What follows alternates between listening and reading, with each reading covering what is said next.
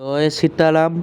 Welcome back to MP study time. ଏହି ଭିଡ଼ିଓରେ ଦଶମ ଶ୍ରେଣୀର ଇତିହାସ ବହିର ପ୍ରଥମ ଅଧ୍ୟାୟର ପ୍ରଥମ ପାଠ ପଢ଼ିବା। ପ୍ରଥମ ଅଧ୍ୟାୟ ହେଉଛି ଭାରତୀୟ ଜାତୀୟ ଆନ୍ଦୋଳନ ଗାନ୍ଧୀ ଯୁଗ। ଟୋଟାଲ 6ଟା ପାଠକୁ ନେଇ ପ୍ରଥମ ଅଧ୍ୟାୟ ଗଠିତ ହୋଇଛି। ବର୍ତ୍ତମାନ ଆଜି ଭାରତୀୟ ଜାତୀୟ ଆନ୍ଦୋଳନ ଗାନ୍ଧୀଜୀଙ୍କ ଆବିର୍ଭାବ କିପରି ହୋଇଥିଲା ତାହା ଜାଣିବା। ତେବେ ପିଲାମାନେ ଭିଡ଼ିଓଟି କମ୍ପ୍ଲିଟ୍ ହୋଇସାରିବା ପରେ ବହିଟିକୁ ବନ୍ଦ କରି ଆଉ ଥରେ ଏହାକୁ ରିଭାଇଜ୍ କରିଦେଲେ ଯାହାଦ୍ୱାରା ତୁମର ସବୁଦିନ ପାଇଁ ମନେ ରହିଯିବ। ତେବେ ଚାଲନ୍ତୁ କ୍ଲାସ୍ଟିକୁ ଡେରି ନ କରି କ୍ଲାସ୍ଟିକୁ ଆରମ୍ଭ କରିଦେବା।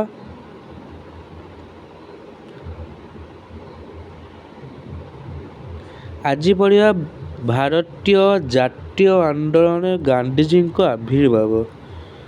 ତେବେ ଏହି ମହାନ ପୁରୁଷଙ୍କ ନାମ କ'ଣ? ଏହି ମହାନ ପୁରୁଷଙ୍କ ନାମ ହେଉଛି ମହାତ୍ମା ଗାନ୍ଧୀ। ଯେ ଛୋଟ ଛୋଟ ପିଲାମାନଙ୍କୁ ପଚାରିଦେଲେ କି ଜାତିର ପିତା କିଏ କି, ସେମାନେ କହିଦେବେ ଜାତିର ପିତା ଆମର ମହାତ୍ମା ଗାନ୍ଧୀ। ତେବେ କ୍ଲାସ୍ଟିକୁ ଡେରି ନ କରି ଆରମ୍ଭ କରିବା।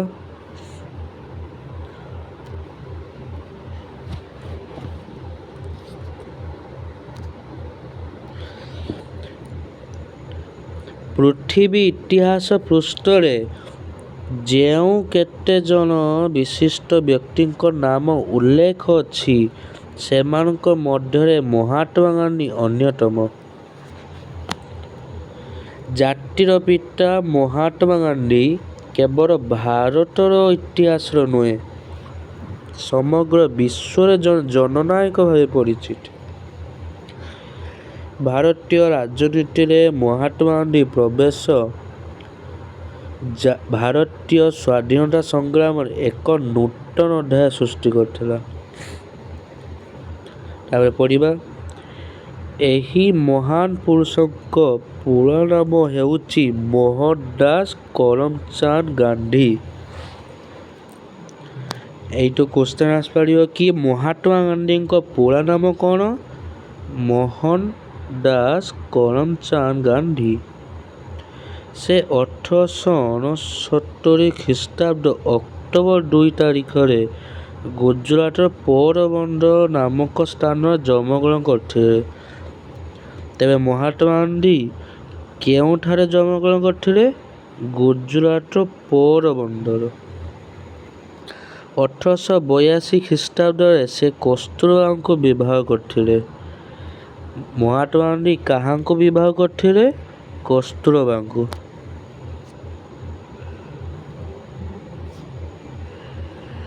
କସ୍ତୁରବାଙ୍କୁ ସମସ୍ତେ ଶ୍ରଦ୍ଧାରେ ବା ବୋଲି ସମ୍ବୋଧନ କରୁଥିଲେ। ଗାନ୍ଧୀଜୀଙ୍କ ସମସ୍ତ ରାଜନୈତିକ କାର୍ଯ୍ୟକଳାପରେ ସେ ତାଙ୍କ ସହିତ ରହୁଥିଲେ ଏବଂ ବହୁତ ଥର ବନ୍ଦୀ ହୋଇଥିଲେ।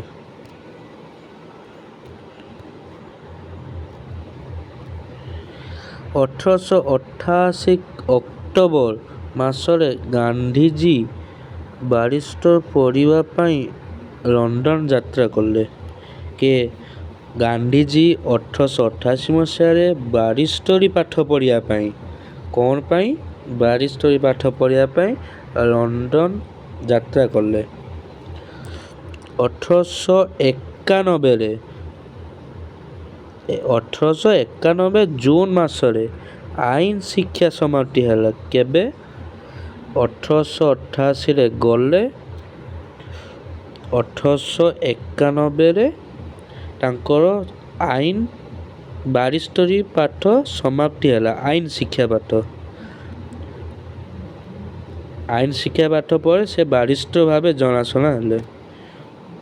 ତେବେ 1891 ଜୁନ ମାସରେ ଆଇନ ଶିକ୍ଷା ସମାପ୍ତି କରି ବାରିଷ୍ଟର ଭାବେ ରାଜକୋଟ ଓ ବମ୍ବେରେ ଆଇନ ବ୍ୟବସାୟ କଲେ। ସେ କେଉଁଠାରେ ବାରିଷ୍ଟର ଭାବେ ଆଇନ ବ୍ୟବସାୟ କଲେ ରାଜକୋଟ ବମ୍ବେରେ। ଦାଦା ଅବଦୁଲ୍ଲା ନାମକ ଜଣେ ଭାରତୀୟ ମୁସଲମାନ ବ୍ୟବସାୟୀଙ୍କ ଓକିଲ ରୂପେ ଏକ ମକଦ୍ଦମା ଲଢ଼ିବା ପାଇଁ ଦକ୍ଷିଣ ଆଫ୍ରିକାର ନାଟାଲ ନାମକ ସ୍ଥାନକୁ ଗଲେ। ଏଇଠି ଗୋଟେ କ୍ୱେଶ୍ଚନ୍ ହେଇପାରିବ କି ମହାତ୍ମା ଗାନ୍ଧୀ କାହିଁକି ଦକ୍ଷିଣ ଆଫ୍ରିକାକୁ ଯାଇଥିଲେ? କାରଣ ଆମେ ଆନ୍ସର ଲେଖିପାରିବା ଦାଦା ଅବଦୁଲ୍ଲା ନାମକ ଜଣେ ଭାରତୀୟ ମୁସଲମାନ ବ୍ୟବସାୟୀଙ୍କ ଓକିଲ ରୂପେ ଏକ ମକଦ୍ଦମା ଲଢ଼ିବା ପାଇଁ ସେ ଦକ୍ଷିଣ ଆଫ୍ରିକାର ନାଟାଲ ନାମକ ସ୍ଥାନକୁ ଯାଇଥିଲେ।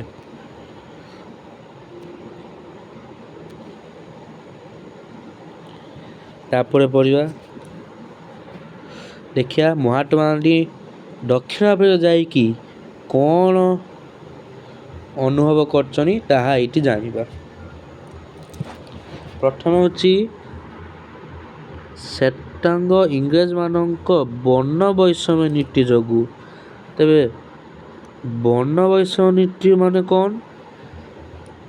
କି ଆମ ଇଂରେଜମାନ ଗୋଟେ ବର୍ଣ୍ଣ ବୈଷମ୍ୟ ନୀତି କାଢ଼ିଥିଲେ ଯେ ଆମେ ହେଉଛନ୍ତି ଗୋରା, ତୁମେ ହେଉଛ କଳା।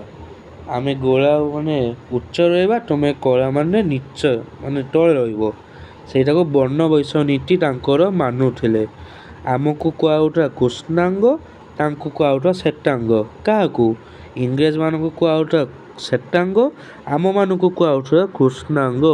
କୃଷ୍ଣାଙ୍ଗ ମାନେ କି କୃଷ୍ଣଙ୍କ ରଙ୍ଗ ଯେପରି କଳା, ଆମକୁ ସେମିତି ଆମର ଯେମିତି ଦେହ କଳା ସେମିତିକା ଆମକୁ କୃଷ୍ଣାଙ୍ଗ କୁହାଯାଉଥିଲା। ସେମାନଙ୍କ ଦେହ ଟିକେ ଧଳା ଧଳା, ସେଇପାଇଁ ଶ୍ଵେତାଙ୍ଗ ଇଂରେଜମାନଙ୍କୁ କୁହାଯାଉଥିଲା। ଠିକ୍ ଅଛି। ହଉ, ଶ୍ଵେତାଙ୍ଗ ଇଂରେଜମାନଙ୍କ ବର୍ଣ୍ଣ ବୈଷମ୍ୟ ନୀତି ଯୋଗୁଁ କୃଷ୍ଣାଙ୍ଗ ଆଫ୍ରିକୀୟଙ୍କ ସହ ଦକ୍ଷିଣ ଆଫ୍ରିକାରେ କାମ କରୁଥିଲେ। ଭାରତୀୟମାନେ ବିଭିନ୍ନ ଅତ୍ୟାଚାରର ସମ୍ମୁଖୀନ ହେଉଥିଲେ। କି ତାଙ୍କର ଅତ୍ୟାଚାରରେ ଭାରତୀୟମାନେ ବହୁତ କଷ୍ଟ ପାଉଥିଲେ। ସେଠାରେ ଭାରତୀୟମାନଙ୍କ ଭୋଟ ଦାନ ଅଧିକାର ନଥିଲା। ସେମାନଙ୍କୁ ସେମାନଙ୍କର ନାମ ପଞ୍ଜୀକରଣ କରି ନିର୍ବାଚନ କର ଦେବାକୁ ପଡ଼ୁଥିଲା। ସେମାନଙ୍କ ବସତି ସ୍ଥାପନ ପାଇଁ ଜନାକୀର୍ଣ୍ଣ ଅସ୍ୱାସ୍ଥ୍ୟକର ପରିବେଶରେ ସ୍ଥାନ ଉଦ୍ଦିଷ୍ଟ କରାଯାଇଥିଲା। ସେମାନେ ରାତି 9ଟା ପରେ ଘରୁ ବାହାରକୁ ଯାଇପାରୁନଥିଲେ। ଜନସାଧାରଣଙ୍କ ପାଦଚଲା ରାସ୍ତା ବ୍ୟବହାର କରିପାରୁନଥିଲେ। ସେମାନେ ରେଳଗାଡ଼ିର ପ୍ରଥମ ଓ ଦ୍ୱିତୀୟ ଶ୍ରେଣୀ କୋଠରୀରେ ଯାତ୍ରା କରିପାରୁନଥିଲେ। ସେଠାରେ ବାସ କରୁଥିବା ଭାରତୀୟ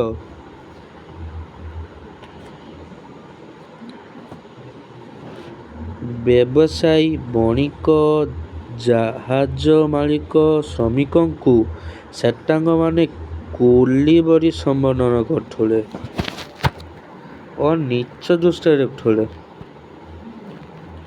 ଗାନ୍ଧିଜୀଙ୍କୁ କଚେରୀ ଭିତରେ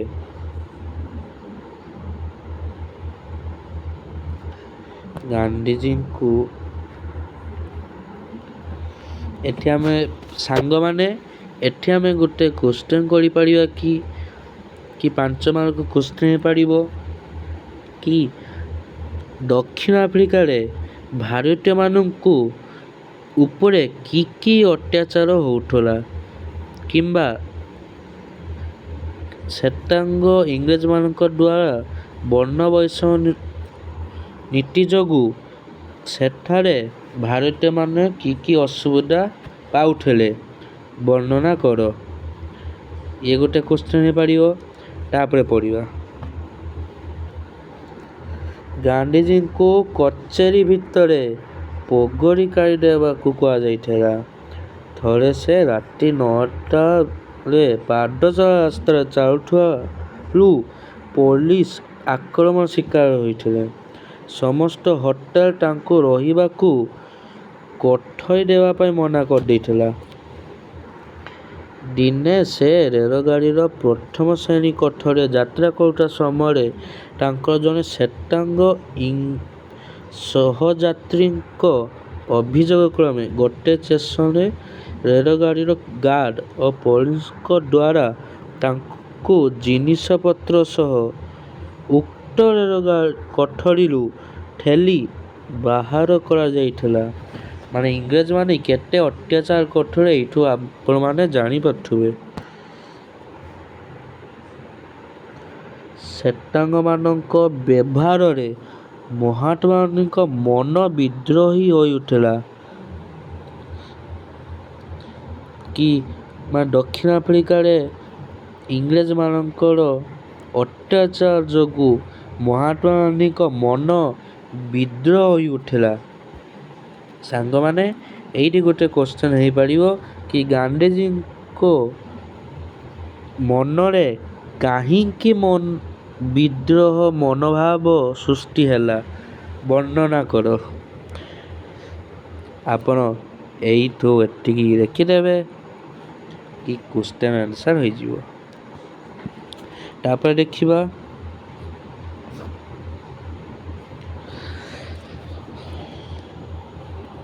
ସେଠାରେ ଭାରତୀୟମାନଙ୍କ ମଧ୍ୟରେ ରାଜନୈତିକ ସଚେତନତା ଜାଗ୍ରତ କରିବା ପାଇଁ ଗାନ୍ଧୀଜୀ 1894ରେ ନାଟାଲ ଭାରତୀୟ କଂଗ୍ରେସ ନାମକ ରାଜନୈତିକ ଅନୁଷ୍ଠାନ ଗଠନ କଲେ। କ'ଣ କରିଥିଲେ? ନାଟାଲ ଭାରତୀୟ କଂଗ୍ରେସ।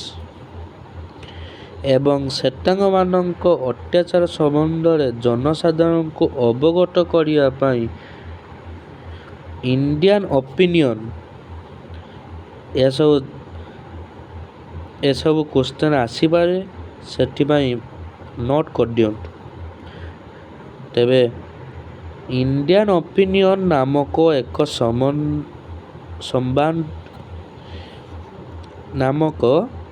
ଏକ ସମ୍ବାଦ ପତ୍ରିକା ପ୍ରକାଶ କଲେ। ଇଂରେଜମାନଙ୍କ ବିରୁଦ୍ଧରେ ସଂଗ୍ରାମ କରିବା ନିମନ୍ତେ ଗାନ୍ଧୀଜୀ ନେତୃତ୍ୱ ନେଲେ। ଏହି ସଂଗ୍ରାମ ସମୟରେ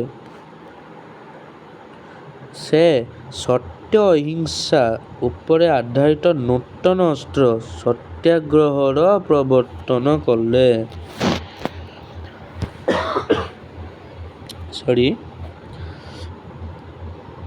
1906 ଖ୍ରୀଷ୍ଟାବ୍ଦରେ ଯେତେବେଳେ ଦକ୍ଷିଣ ଆଫ୍ରିକା ସରକାର ଏହି ଆଇନ ପ୍ରଣୟନ କରି ପ୍ରତ୍ୟେକ ଭାରତୀୟଙ୍କୁ ନିଜର ଆଙ୍ଗୁଳି ଛାପ ଥିବା ପଞ୍ଜୀକୃତ ପ୍ରମାଣପତ୍ରକୁ ସବୁ ସମୟରେ ନିଜ ସହିତ ବହନ କରିବା ବାଧ୍ୟତାମୂଳକ ଥିଲା।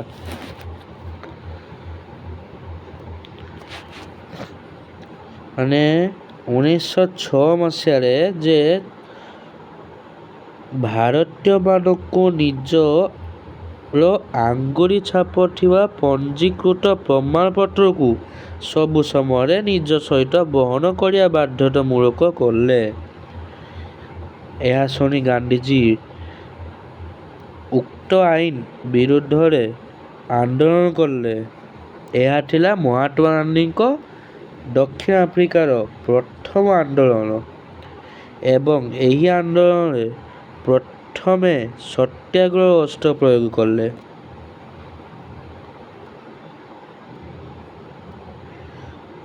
1906 ସେପ୍ଟେମ୍ବର 11ରେ ଜୋହାନେସବର୍ଗର ଏମ୍ପାୟାର ଥିଏଟରଠାରେ ଅନୁଷ୍ଠିତ ଏକ ସାଧାରଣ ସଭାରେ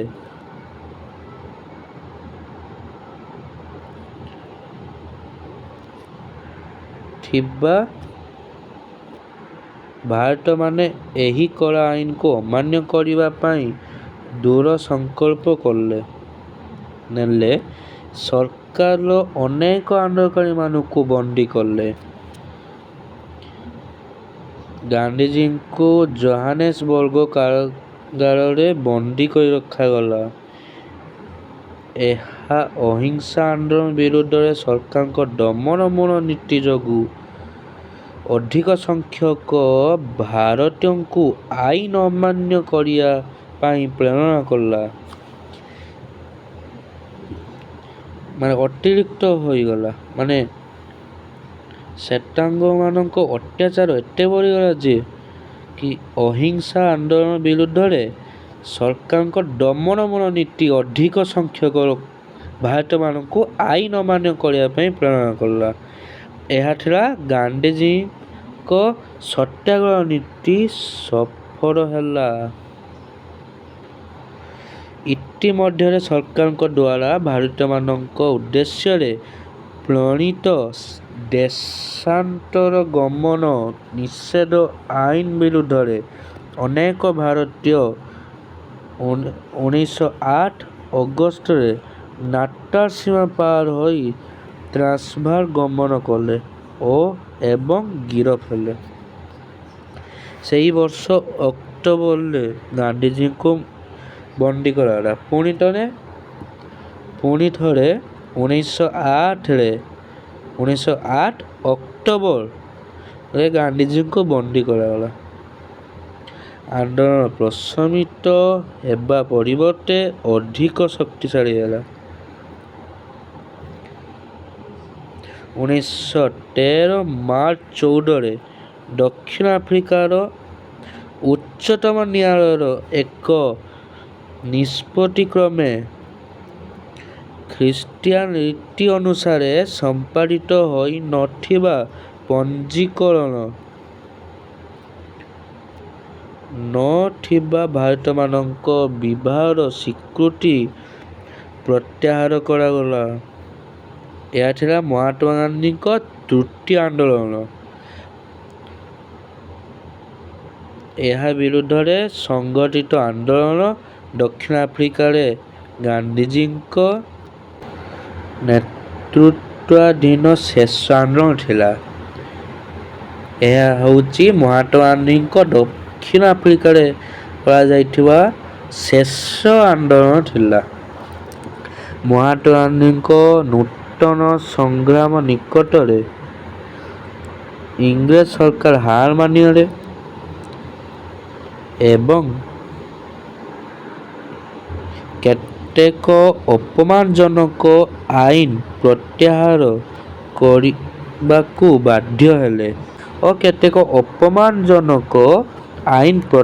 କରିବାକୁ ବାଧ୍ୟ ହେଲେ ସେ ସମୟରେ ଦକ୍ଷିଣ ଆଫ୍ରିକାର ଶାସକର ମୁଖ୍ୟ ଥିଲେ ଜେନେରାଲ ସ୍ମଥସ୍।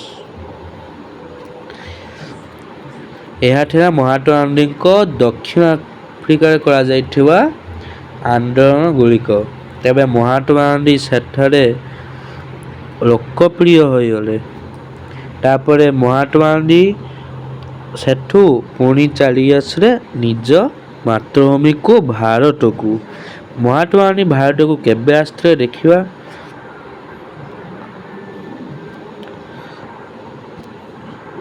1915 ଜାନୁଆରୀ 9 ତାରିଖରେ ଗାନ୍ଧିଜୀ ଭାରତକୁ ଫେରିଲେ। କେବେ ଫେରିଲେ? 1915 ଜାନୁଆରୀ 9।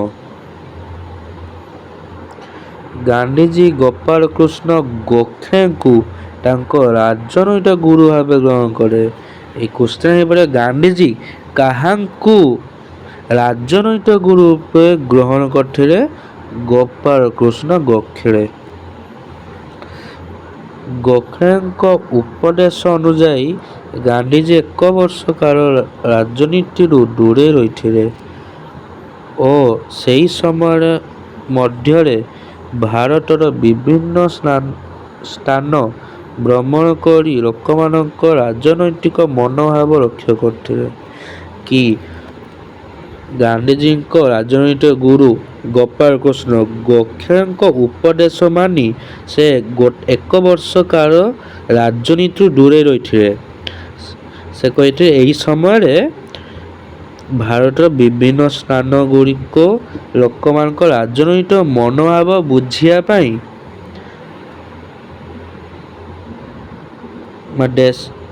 ପାଇଁ ଦେଶ ସାରା ଭ୍ରମଣ ପାଇଁ ଉପଦେଶ ଦେଇଥିଲେ। ଦକ୍ଷିଣ ଆଫ୍ରିକାରେ ତାଙ୍କର ମହାନୀତି ଯୋଗୁଁ ବିଶ୍ୱକବି ରବୀନ୍ଦ୍ରନାଥ ଠାକୁର ତାଙ୍କୁ ମହାତ୍ମା ଆଖ୍ୟା ପ୍ରଦାନ କରିଥିଲେ। କିଏ ମହାତ୍ମା ଗାନ୍ଧୀଙ୍କୁ ମହାତ୍ମା ଆଖ୍ୟା ପ୍ରଦାନ କରିଥିଲେ? ବିଶ୍ୱକବି ରବୀନ୍ଦ୍ରନାଥ ଠାକୁର। 1916 ଖ୍ରୀଷ୍ଟାବ୍ଦରେ ଅହମ୍ମଦାବାଦ ନିକଟରେ ସାବରମତୀ ନଦୀ କୂଳରେ ଏକ ଆଶ୍ରମ ପ୍ରତିଷ୍ଠା କରି ସେ ଦେଶବାସୀଙ୍କୁ ସତ୍ୟ, ଅହିଂସା, ନିଷ୍ଠା, ନିର୍ଭୀକତାର ପଥ ପ୍ରଦର୍ଶନ କରିଥିଲେ।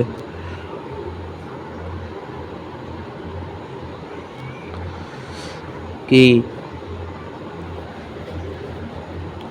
1916 ଖ୍ରୀଷ୍ଟାବ୍ଦରେ ଅହମ୍ମଦାବାଦ ନିକଟ ସାବରମତୀ ନଦୀ କୂଳରେ ଏକ ଆଶ୍ରମ ସେ ପ୍ରତିଷ୍ଠା କରିଥିଲେ।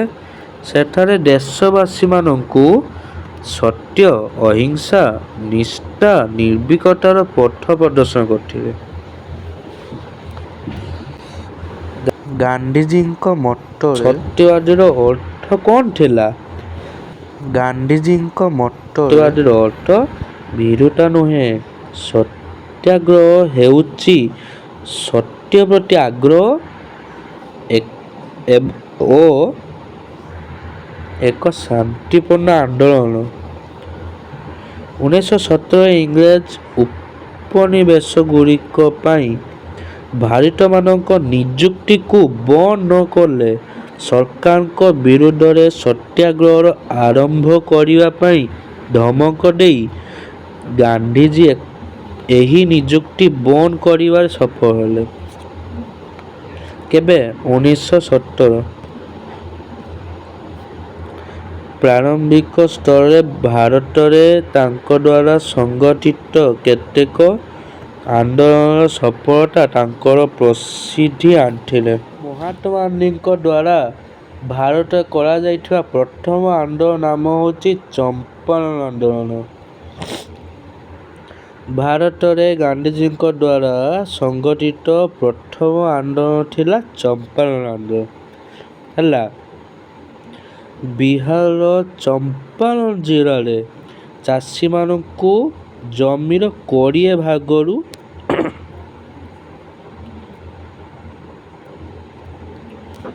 3 ଭାଗ ଅଞ୍ଚଳରେ ନୀଳ ଉତ୍ପାଦନ କରିବା ପାଇଁ ଇଂରେଜ ବୃକ୍ଷରୋପଣକାରୀମାନଙ୍କ ଦ୍ୱାରା ବାଧ୍ୟ କରାଯାଇ ସେମାନଙ୍କ ଦ୍ୱାରା ନିର୍ଦ୍ଧାରିତ ଦରରେ ତାଙ୍କୁ ବିକ୍ରୟ କରିବାକୁ ପଡୁଥିଲା। ଏହାକୁ 3 କାଠିଆ ବ୍ୟବସ୍ଥା କୁହାଯାଏ। ଯେ ସାଙ୍ଗମାନେ, ଏହି ଗୋଟେ କ୍ୱେଶ୍ଚନ୍ ହେଇପାରିବ କି 3 କାଠିଆ ବ୍ୟବସ୍ଥା କହିଲେ କ'ଣ ବୁଝ?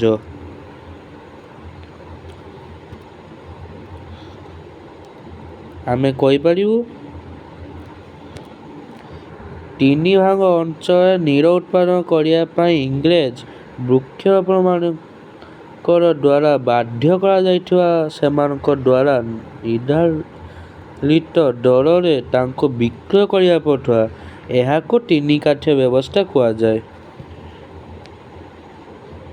ତାପରେ ପଡ଼ିବା, ପରବର୍ତ୍ତୀ ସମୟରେ ନୀଳର ଚାହିଦା ହ୍ରାସ ପାଇବାରୁ ଚାଷୀମାନଙ୍କ ନୀଳ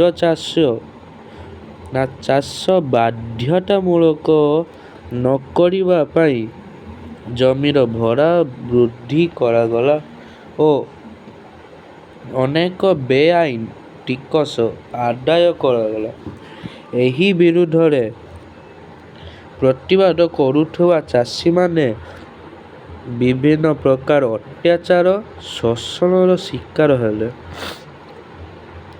ରାଜକୁମାର ଶୁକ୍ଳ ନାମକ ଜଣେ ସ୍ଥାନୀୟ ବାସିନ୍ଦାଙ୍କ ନିମନ୍ତ୍ରଣ କ୍ରମେ ଚାଷୀମାନଙ୍କ ସମସ୍ୟାର ଅନୁଧ୍ୟାନ ପାଇଁ ଗାନ୍ଧିଜୀ 1917 ଏପ୍ରିଲରେ ଚମ୍ପାରଣ ଜିଲ୍ଲାର ସଦର ମହକୁମା ମୋତିହାରୀରେ ପହଞ୍ଚିଲେ।